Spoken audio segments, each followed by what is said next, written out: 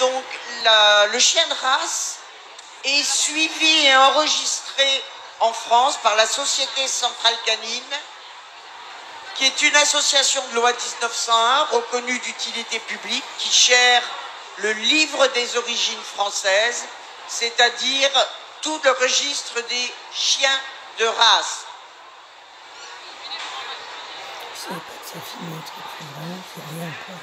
Alors, le jury va aller au milieu du ring. Alors, je vais vous présenter notre jury. Il est composé de 3 juges.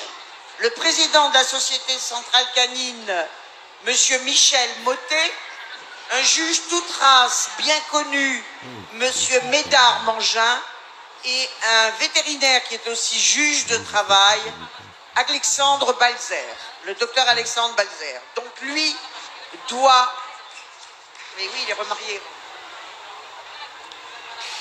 Donc, et le commissaire général, j'ai oublié, Pascal Hainaut. Le commissaire chargé de l'entrée des chiens, Monsieur Bernard Pouvel. Et nous commençons avec un chien loup tchécoslovaque.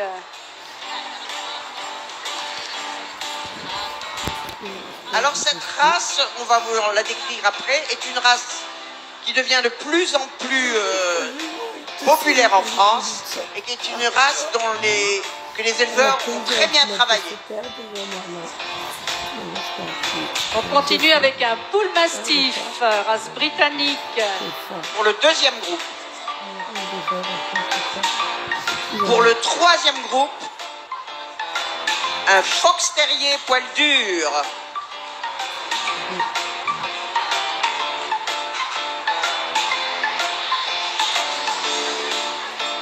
On continue avec un teckel standard à poil long.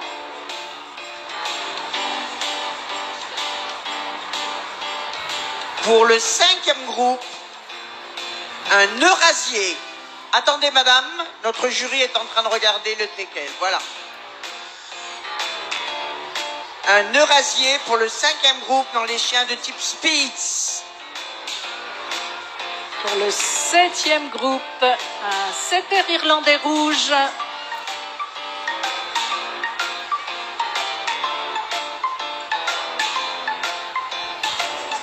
Pour le 8e groupe, on a un chien d'eau portugais, poil long et bouclé. Et enfin, pour les chiens de compagnie, on a un caniche nain blanc.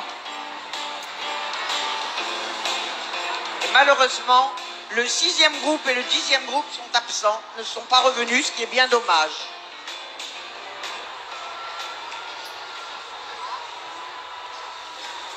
Donc nos experts vont procéder de la même façon que ce matin, c'est-à-dire un examen de l'ensemble de la classe pour se faire une idée, parce que tous ces chiens, ils ont gagné au cours de ce salon, de toute cette semaine du salon de l'agriculture, ils ont gagné dans leur groupe, dans la catégorie des champions qui ont gagné leur national d'élevage, qui est donc la plus importante manifestation de la race, celle qui conduit, qui a valeur de championnat de France.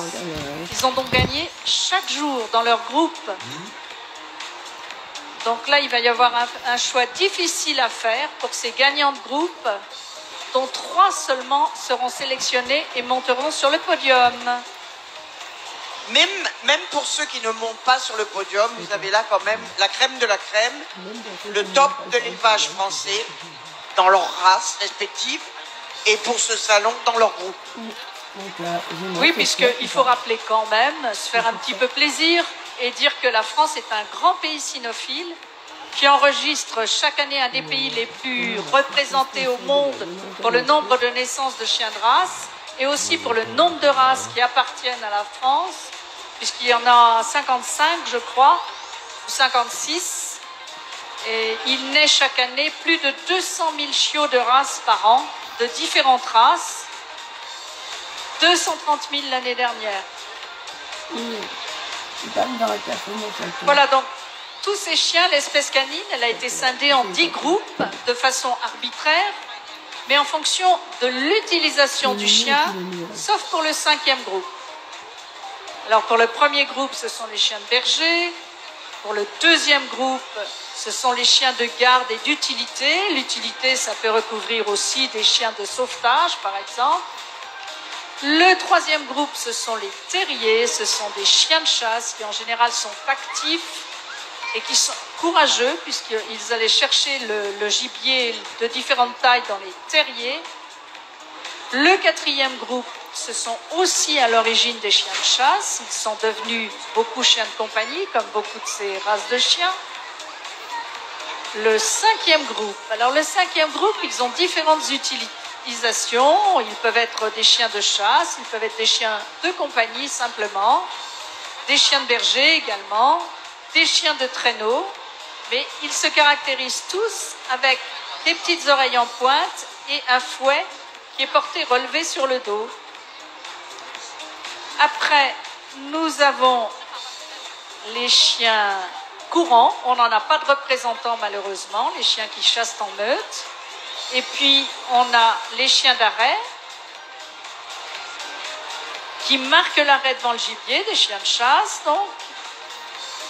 Dans le 8e groupe, ce sont les chiens qui sont rapporteurs de gibier, qui sont broussailleurs, c'est-à-dire qui vont dépuceler le gibier. Et puis les chiens d'eau. Là, on a un chien d'eau comme représentant du 8e groupe.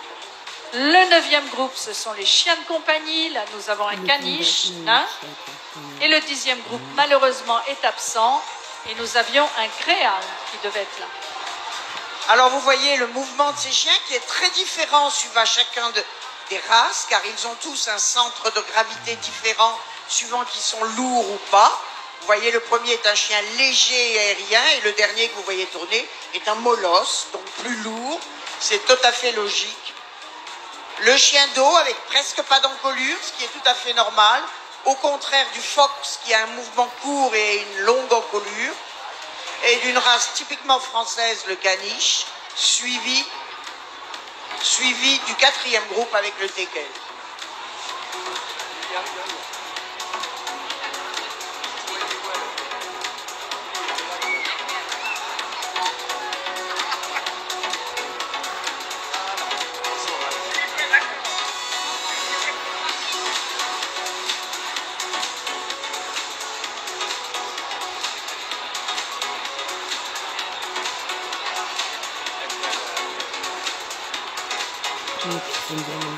Alors cette race, qui était encore très confidentielle il y a quelques années, les éleveurs français sont très dévoués à cette race qui s'appelle le chien-loup tchécoslovaque.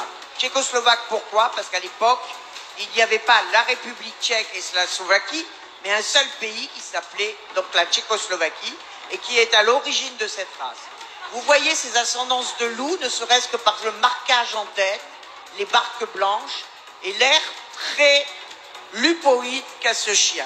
Il est léger, il ne doit absolument pas être lourd comme un berger allemand, il doit avoir une poitrine plus légère, l'œil doit être clair, au contraire des autres races, il doit être aérien dans son mouvement, avec des aplombs très souples qui lui permettent de se déplacer tout en douceur, comme un loup, vous voyez, très aérien dans la démarche, léger avec une bonne poussée arrière, c'est typique du chien-loup tchécoslovaque. Une race extraordinaire en tempérament, mais qu'il faut vraiment mettre, pas dans les mains de tout le monde, car c'est un chien qu'il faut savoir dresser avec une main de fer dans un gant de velours. Voilà, et maintenant à l'examen, un eurasier. L'eurasier, c'est une race, une très belle race de création récente, puisque le standard n'a été reconnu qu'en 1973, sauf erreur. C'est un chien relativement facile, l'eurasier.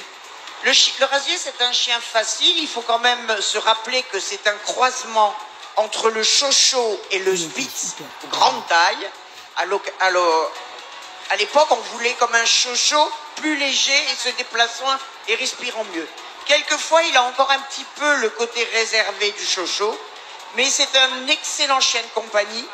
C'est un chien qui est très dévoué à sa famille, mais qui a tendance à aimer d'abord sa famille.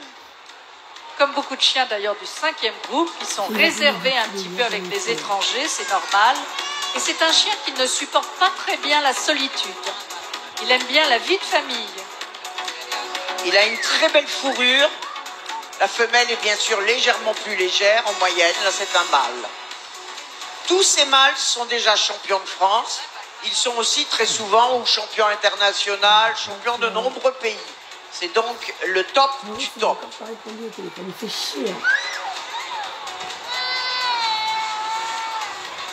À l'examen maintenant, nous avons un chien d'arrêt. C'est un chien qui appartient à l'Irlande, puisqu'il s'agit de notre setter irlandais rouge. Il existe aussi un setter irlandais rouge et blanc. Celui-ci est toujours rouge dans les acajou, comme vous pouvez le voir. Assez fin, assez élégant, mais très rapide à la chasse.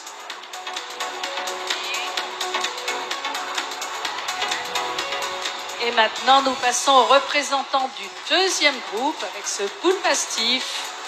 Bull Mastiff qui est un chien qui avait été sélectionné par les Britanniques au fil des siècles, parce qu'en réalité, si la race a été reconnue assez récemment, en 1924, c'est un chien qui existait dans ce type-là depuis très longtemps en Grande-Bretagne, et les gardes-chasse s'en servaient pour lutter contre les braconniers. Il devait être capable de plaquer un homme à terre et d'attendre les ordres. Donc ça explique que c'est un chien qui a un caractère tranquille, actif, dynamique, mais qui doit être toujours parfaitement, il doit toujours se maîtriser parfaitement. C'est un chien qui a un caractère bien équilibré. C'est aussi un excellent chien de famille qui aime particulièrement les enfants de sa famille et toute sa famille. C'est un molosse, donc un chien puissant. Et même les enfants extérieurs d'ailleurs. Ah oui, le Bull Mastiff, c'est extrêmement sociable sur l'être humain. Extrêmement sociable. Un peu dominant avec ses congénères quelquefois. Ben, comme tous les mâles dominants dans les races, ils sont toujours un petit peu dominants avec leurs congénères. Là, vous avez vu, la démarche est différente de ce que vous avez vu avant, parce que c'est un chien beaucoup plus lourd.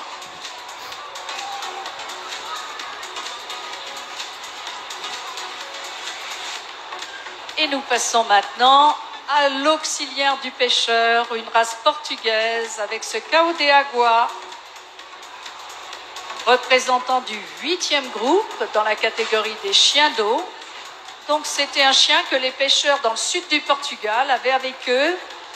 Ils rattrapaient les poissons qui tombaient, quelquefois ils aidaient à tirer les filets, et puis ils transportaient des... Comme ils nagent très bien, ils transportaient des objets d'un bateau à l'autre parfois. Ce qui d'ailleurs explique le toilettage qu'il a, parce qu'il ne doit pas avoir de poils à l'arrière de façon à pouvoir sortir de l'eau facilement. Ce chien a été rendu populaire par le président Barack Obama, qui avait 2 exemplaires de cette race. Il existe donc 2 types de poils, et vous avez là devant vous le poil long et bouclé.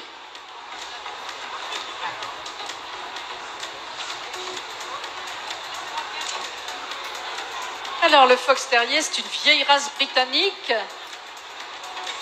qui existait déjà, en tout cas dans ce type de chien, déjà au XVe siècle. Et 2 siècles plus tard, les 2 variétés ont été reconnues, c'est-à-dire le poil dur et puis le poil lisse. Ce sont des chiens qui ont été très très populaires avec les élégantes vers 1930. 1940, on les appelait des Riquerac, si je me souviens bien. Mais c'est un chien de chasse, il ne faut pas l'oublier, c'était des chiens de chasse à courre au renard. Ça, c'est une activité qui s'est développée dans la race au 19e siècle, à la fin du 19e siècle. C'est aussi un excellent chasseur de nuisibles, Même les sangliers. Quels que soient les nuisibles, le rat, c'est un chien très dynamique. Si vous avez un jardin, il aime beaucoup faire du jardinage. Il déplante et il replante avec grand plaisir. Et si vous aimez les poils durs, comme celui qui est actuellement sur la table d'examen, il est évident que c'est un chien qui demande un certain toilettage, une épilation à la main. Alors l'épilation, ça ne fait pas mal du tout au chien, hein. C'est juste le poil mort qu'on enlève.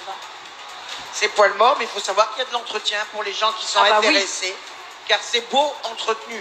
Un gros entretien même quand même. Pour l'avoir dans l'état de celui-là. Pour l'avoir dans l'état de celui-là, on est bien d'accord.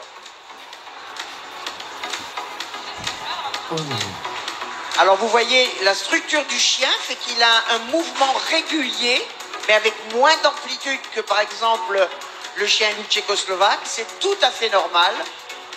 La queue, c'est-à-dire le fouet, le port de fouet très dressé comme ça, a une utilité. C'est de façon à pouvoir retenir le chien lorsqu'il va dans les terriers.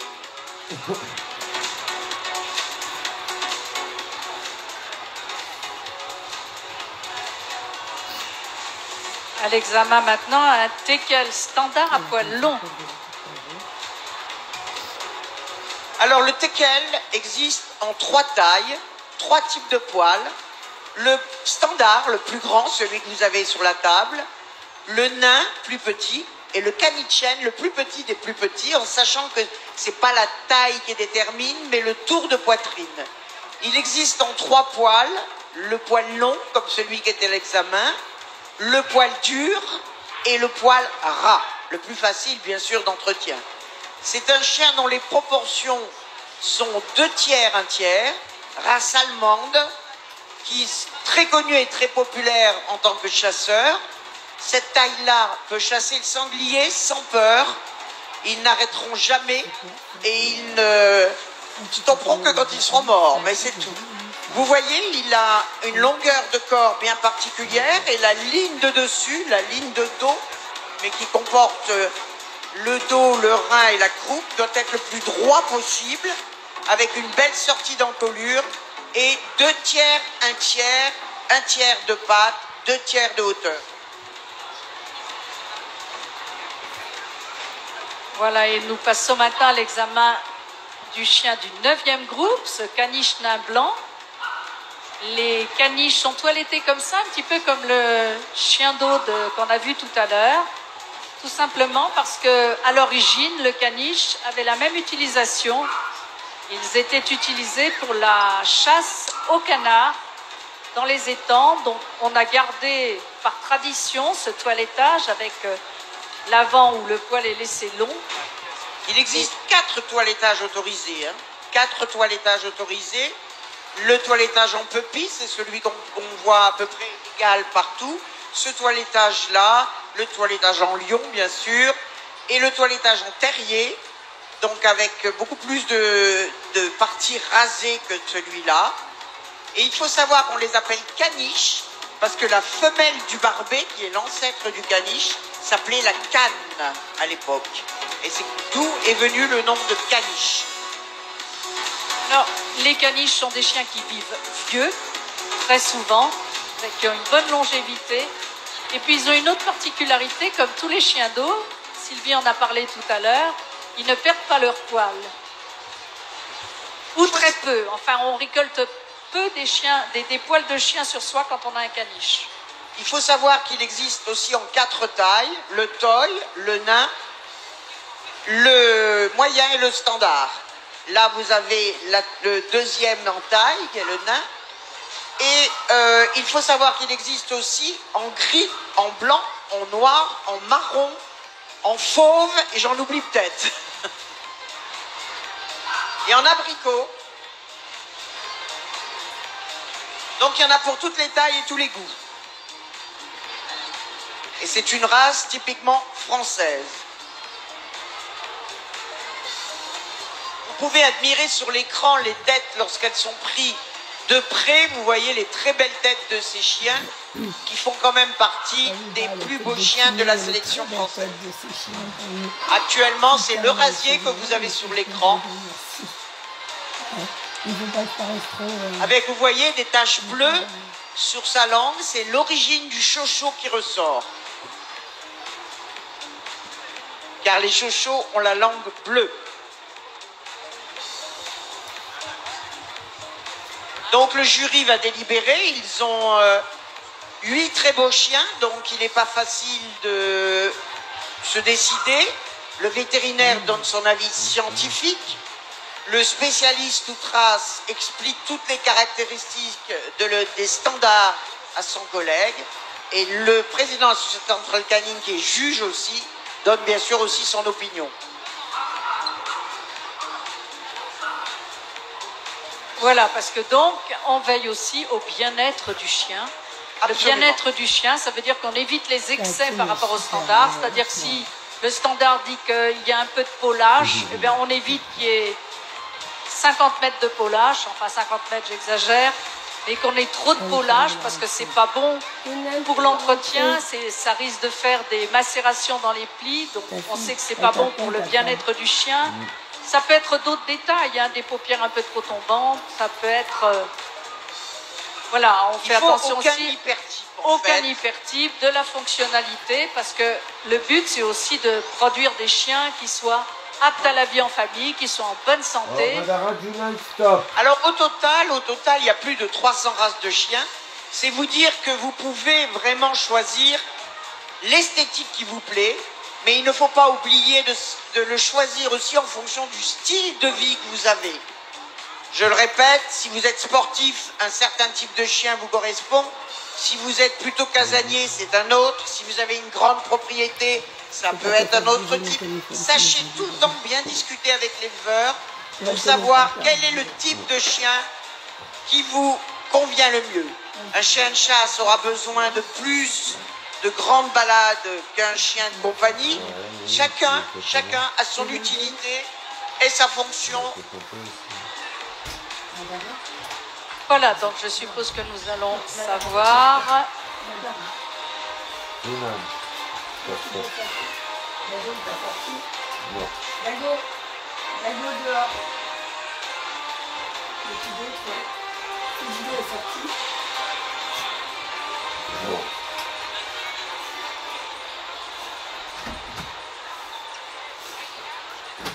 Alors, sur la troisième marche, on appelle Marius du Midi, du Hayet, des Corneraides.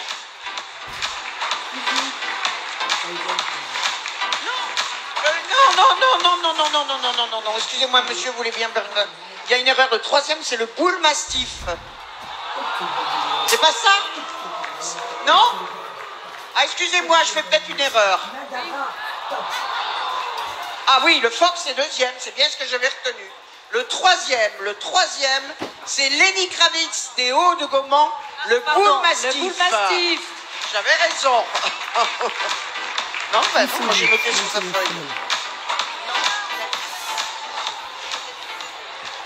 Il a donné les numéros.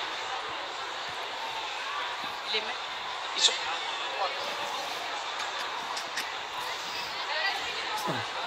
Oui. Le deuxième, on s'excuse auprès de lui pour lui avoir fait peur.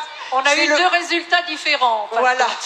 C'est Marius du Midi, du Hayet, des Corneraides à Madame Delay Magali, Fox Terrier à poil dur.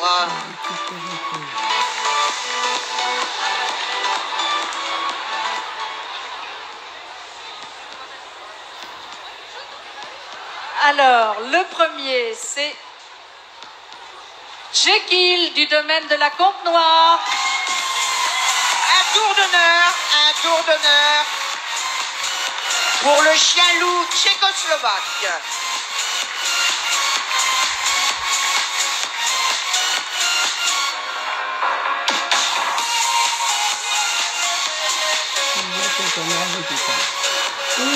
Et bravo à tous les autres qui sont allés jusqu'à la finale.